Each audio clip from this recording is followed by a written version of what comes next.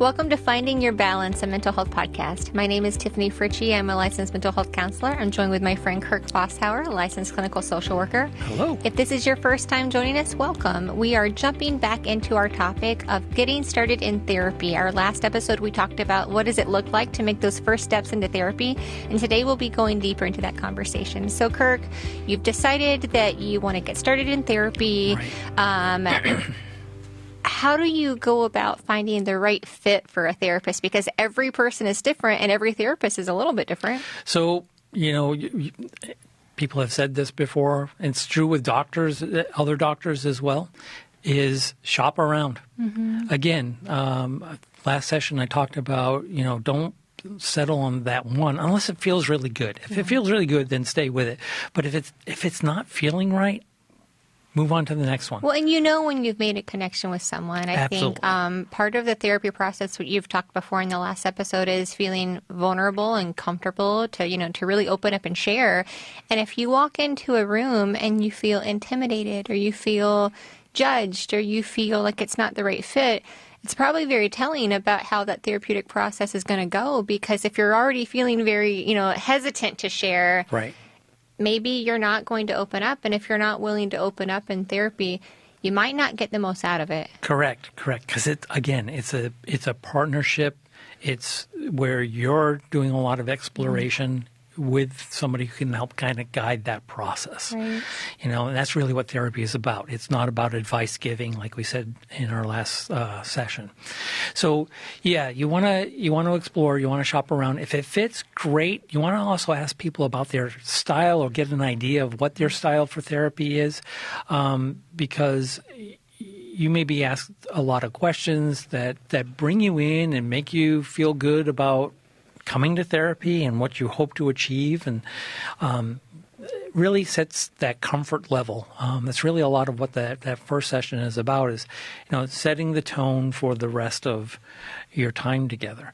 So finding that right fit, you got to feel comfortable, you got to feel some trust, and communication matters the most, especially in therapy. I mean, you can, if it's set up right, you can come and talk to your therapist about things you probably wouldn't even say to your best friend, and that's kind of the point. You can come see somebody who doesn't have a biased opinion that's going to kind of give you a viewpoint that is outside of your circle, your bubble, So ask some questions about their style, their approach, what their experience is like, because different folks have different experiences, experience levels. Like you mentioned, you've got interns. They may just be starting out. If that's the case, ask, well, what kind of supervision do you get? Do you have somebody who's behind that curtain that's kind of watching as well? Who do you talk to? I mean, those are good questions to ask a therapist that you're just starting out with. Well, and most therapists, as they go through their graduate program, they're going to be pretty equipped with most things. That said, everybody comes to the table with something different. And so if you're looking for someone who specializes in trauma, or if you're looking for someone who specializes in the aftermath of a divorce or early childhood, there are therapists who have, very specific specialties. For example, myself, I have a license in mental health counseling, but I also have some certifications in infant and early childhood. So, the little ones, not everybody has that. You have, a lot of expertise in trauma. Right. And depending on what's bringing the person to the table to pursue therapy, maybe they would be perfectly fine, just reaching out and seeing, a therapist. Maybe they need a specific specialty. Right. We also have specialties in substance use. Maybe what's bringing you is struggling with substances or struggling, with alcohol. There's a different specialty for that as well. Right. And so a lot of times people come and they have these preferences in mind, and that's okay. You're allowed to have preferences because you know you. Yeah. A lot of the preferences that I see, or a preference to a male provider or a female provider, or maybe a provider of a certain faith, and that's completely fine. Absolutely. And we said it before, we're going to say it again, and I will continue to say this. Therapy is about the relationship. Mm-hmm. If you don't feel heard or feel comfortable, move on. It's okay. doesn't mean anything that they're a bad therapist necessarily. It's you've got to feel it's okay to try something new, and feel comfortable and safe in that environment. If you don't, go on, try somebody else. You know, a good therapist always welcomes feedback as well. And some therapists may say, you know what, they may say this may not be a good fit, and they may recommend that it not happen. And sometimes that shocks people. That's part of that. We've talked before about active listening. So as the therapist, you're sitting there and you're already assessing, you know, body language and nonverbal cues. And you might be able to tell right away, you know, your client is uncomfortable or they feel a little anxious. And so you can address that. And I think it's a good call of a therapist to say, hey, like, it's okay if I'm not for you. We want to make sure you get where you need to be. Now, say, you know, you find the right fit and you get started in therapy and you've done that intake process and you've done all the paperwork, you know, all those things. A lot of times, it's not uncommon the first couple of sessions, honestly, to feel worse after therapy gets started. And so then I've had many a times, you know, a parent will call me and they'll say, well, I don't really know what's happening, but, you know, we've had 3 sessions and things are worse in the home than before we started services. I think this isn't for us, or I think that maybe we need to switch providers, like something's up. And so it's a very common thing that things get worse before they get better. Absolutely. Because you're coming into that session, or maybe I do have a team of therapists who go out to the home, and you're stirring up, you know, thinking about your trash can analogy from earlier, you're stirring up the discomfort, and those emotions are raw, and, you know, you feel exposed. And so you're in a safe therapist office where you feel safe and the stressors aren't there. But then you take your bundle of raw emotions and then you go back home, usually where the stressors are waiting for you. Exactly. And then, of course, you know, we see some decompensation sometimes just because you're learning new skills. Absolutely. And that's part of the struggle. That's part of the learning process. I think people forget that part of the learning process is making mistakes and for it to feel uncomfortable, because I call it the struggle. Somebody needs to struggle with those new skills and struggle through the process in order to, you know, really make it their own. We can have an outline of a theory, but for people to make it their own is to struggle with it a little bit, to make mistakes and like, oh, that doesn't fit right. What if I tweaked it this way or tweaked it that way? And you're right. You know, things sometimes are worse, or not worse. Well, they can get a little bit worse at the beginning because you're starting to dig through that trash can and you hit a patch and oh my God, that smells so bad, right? And if you're going to kind of equate it to, like, you know, physical health, maybe you're in physical therapy or maybe you're exercising, you know, new muscles, if you will, you expect the soreness. Right. And you almost get excited because you see that soreness as a sign of progress, as a sign of movement. And I think sometimes we forget with mental health, it's so connected to physical health, and there's so many similarities. There's differences, but that similarity of, like, this is uncomfortable. Okay, that must mean I'm making some progress. Right, exactly. Instead of thinking this is uncomfortable, I'm failing. Right, exactly. So, you know, I guess the message we're trying to say there is hang with it, especially in the early sessions, because in the early sessions you're starting to explore the issues, you're building the trust to really start to explore those things, and yes, there's going to be those aches and pains that you didn't know. Sometimes new things pop up and like, I didn't know that was there. Or I thought this issue was, I dealt with this, but really there's more there. And that can happen. And then once therapy gets rolling and you get past the earlier sessions, there's that middle phase. Excuse me. So that's where things, you really start to explore it and look at it from all angles. You know, you're looking for patterns, and you start to practice those new skills, and you may stumble a little bit, and you pick yourself back up, and that's what sometimes therapy is, being a cheerleader for somebody who's trying out. You're doing a wonderful job. Keep it up. You know, giving those positive affirmations, especially where there's a lot of negative messages that people hear. They stumbled and I can't do this right. I see it on social media and people seem to be doing better. Again, with social media, you're seeing the best of the best You're not seeing the 27 efforts it took to get to that best. Somebody in their best moment. Yes, exactly. Because they deleted all the other. Absolutely, all right? the other pictures. Absolutely. Well, going right there in that middle phase, a lot of the things that, as a therapist, what I connect my families and my clients to is that cognitive triangle. Yep. So, the early part is, like you say, making that connection, creating a safe space, that trust. Right. The middle phase, we're linking you those skills. And so one of the tried and true methods that we use in CBT, cognitive behavioral therapy, and we'll talk more about different types of therapies later on, but the cognitive triangle, and that is very simply your feelings influence your thoughts influence your actions. And so if you're using these new techniques, what are you doing? So when that feeling pops up, I'm feeling annoyed, I'm feeling frustrated, I'm feeling disappointed, I'm feeling rejected, I'm feeling sad, you connect it to, okay, what thought pops into your head? Right. And then you take that thought captive. And, I'm feeling left out. They must not like me. I'm feeling left out. I must not be important to them. You take that thought captive and you say, no, maybe it's that, or maybe it's this. And so, in the olden days, maybe you would feel left out and you feel like they don't like you. And then now you're going to avoid them, or now you're going to hang back, or, and then maybe with the new technique, you realize, what? They have a lot going on in their mind. I bet that's not even about me.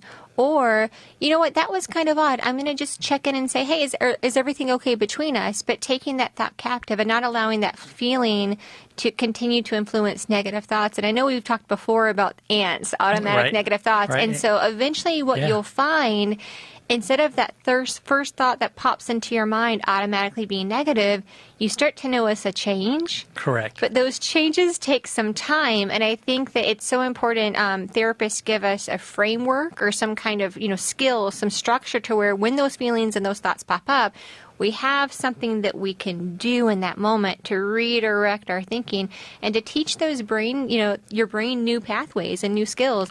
And it sounds like, well, that wouldn't really work. Kirk, it works. It works. Yeah, you'd be surprised. It works. It's subtle at first, and that's the beauty of therapy. It's the small steps, and those small steps add up.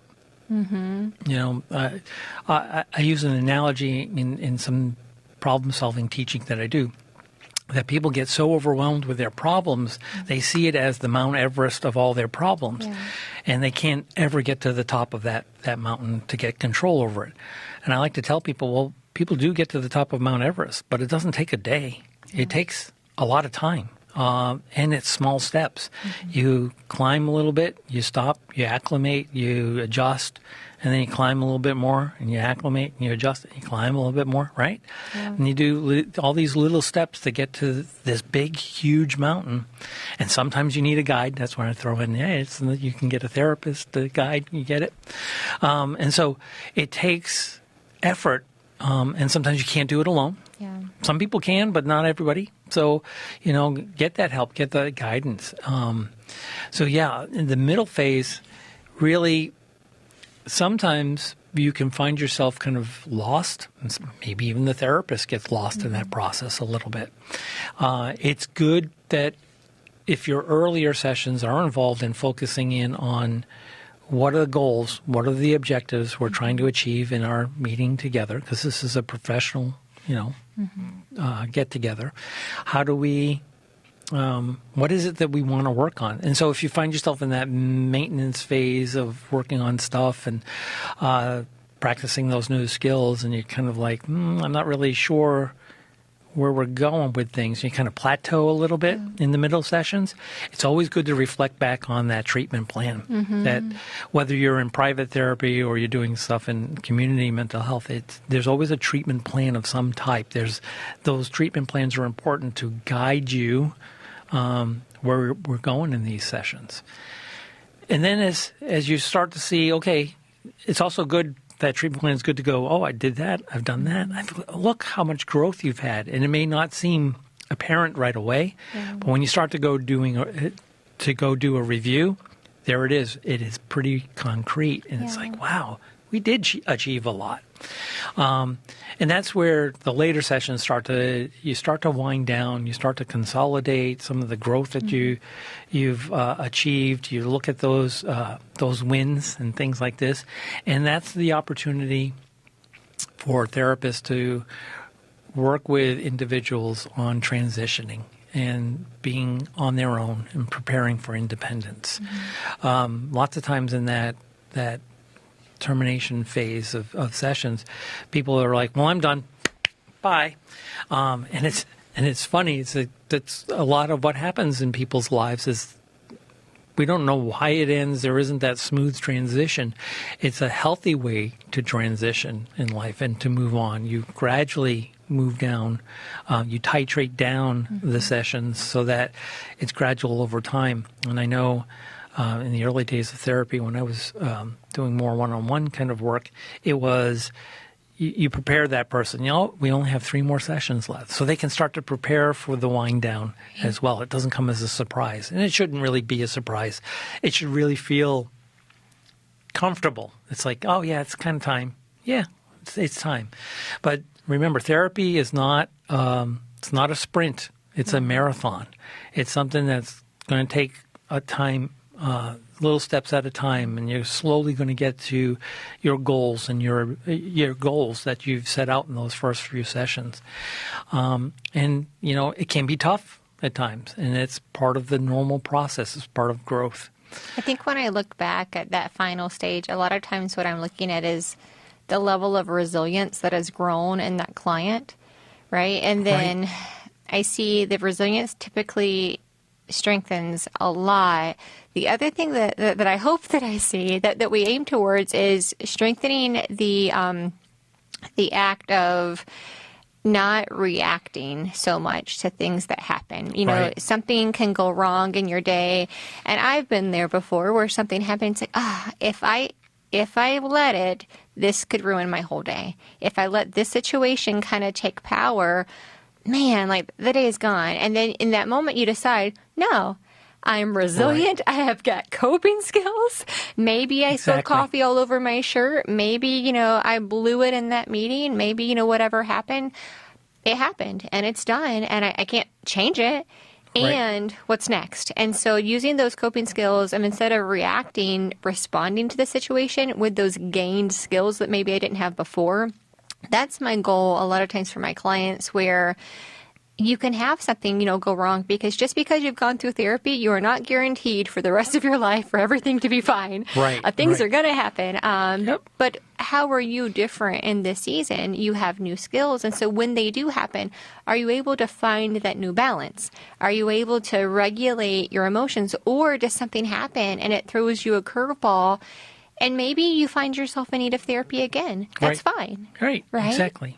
And so I think that, therapy isn't always a one and done. Sometimes things happen and you need that extra guide, like what you were talking about before with Mount Everest. But the main things that I look for, is it time to conclude services, are your level of resilience and also your ability to respond to situations instead of reacting. And that's not just for the child whenever I work with families. It's also for the parents. It's also absolutely. for the caregivers, because a lot of times what I have found is when you're working in a family system, that entire family speaks into the peace in that home. And so if you've got one person that's really practicing those skills, you tend to have one person acclimate to the system. And so that's why I love family work, because when we get the whole family in there, the whole family are learning those skills. And then they can encourage and champion each other. And I usually see the stability and the resilience is longer lasting when you have the whole family on board. Absolutely, because people adjust the roles that they've learned. Because if you don't, the roles stay the same. And if you don't fit that role, they're going to make it happen to where you do all of a sudden fit back into that role. And you mentioned a good point. When you wind down with therapy and you find out later on you may need to go back, that doesn't mean you failed. It just means you understand this is a tool. Therapy is a tool for growth. It really is. And so every once in a while you need to go back and grow some more. Or tweak what you've learned, or you've come across something new and you can't quite figure it out. So you go back and kind of explore, especially if it was good sessions, and that's the thing with therapy. There are going to be good days and bad days going through this. It's all part of the growth process. There are going to be some sessions that feel really great. This was the best. I'm glad I did this. And there'll be other days like, oh my God, why am I going to this? I'm just torturing myself. And it's going to be really tough. Yeah, therapy is not always going to be easy. It's going to be some areas you're going to struggle more with. Those are the tough things that maybe you need to unpack a little bit and take a look at and get through that. So some feelings people might have along the way in therapy is that relief and hope, which is great. If they may not always be continuous because there's also feelings of vulnerability and discomfort. There may be even frustration and doubt, especially in the beginning, like you mentioned earlier, Tiffani, that it's like, why am I doing this? Oh my God, this doesn't seem to be working out. It gets tougher first before it starts to get better, But you hang with it and you start to work through that. You start to feel a lot more confident in what you're doing, and you feel empowered. It's like, yeah, I do have some say in these choices. I may not have control over everything, but I do have a lot of things that I do control, and I'm taking control of those situations. I'm empowering myself. And it's completely normal to have mixed emotions through the entire thing. Going to therapy isn't about, they're going to make me feel happy. Mm-hmm. It's work. I'm going to struggle. There may be days I am going to be happy. There may be days I'm going to feel really sad and struggle with that because growth is messy. It's not easy at all. And they're there to help you through this process in a place that's safe. And I don't even know if happy is always maybe the goal. Maybe Exactly. it is initially. I think the goal is contentment, healing, peace. There's been several situations in my life where the end result was kind of closure and peace, right. And not even necessarily happy, but I knew time gives perspective, and you realize your role in different situations, and you realize what you could have done differently, and you have the skills to do things differently in the future, and you kind of let go of the things that you don't have control over, and it just kind of gives you a sense of peace. And right. Then that thing that was weighing on you and that thing that was controlling really how you see the world and how you do your life, it doesn't have power over you anymore. Right. Because you've overcome that situation. I think that may be even the goal a lot of times is overcoming the things that are holding you back, causing dysfunction. Right. And you're right. It's not necessarily happiness that people seek in that. And but sometimes it is happy. Sometimes it is. But I think more importantly is understanding. Yeah. Having some understanding of whatever it may be. Mm-hmm. Having some understanding about it gives you a sense of power. And then you can feel however you want. You can feel happy about it. You can feel content about it. You can feel sad about it still. It just doesn't control you anymore. It doesn't control you. Exactly. Yeah. I understand this now. It's like, okay.